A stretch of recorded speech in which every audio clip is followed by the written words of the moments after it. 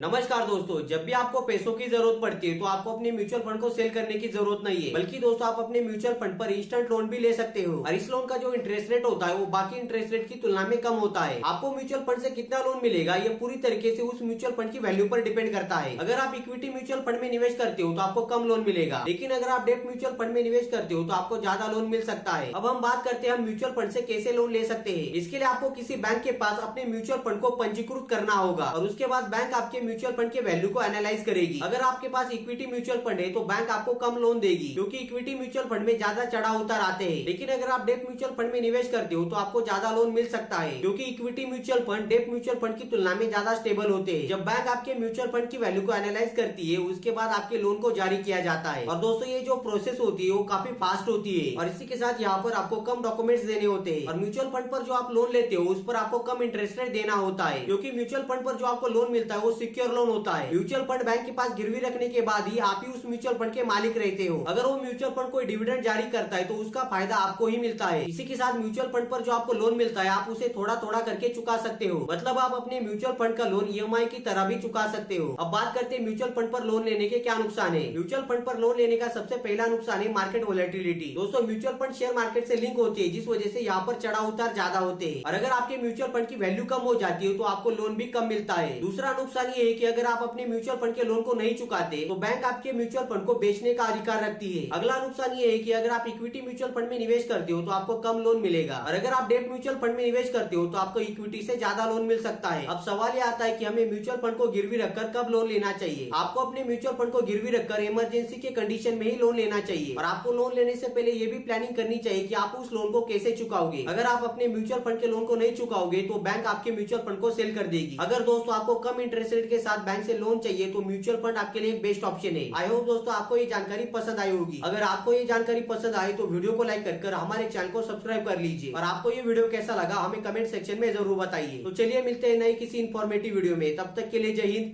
Vande Mataram.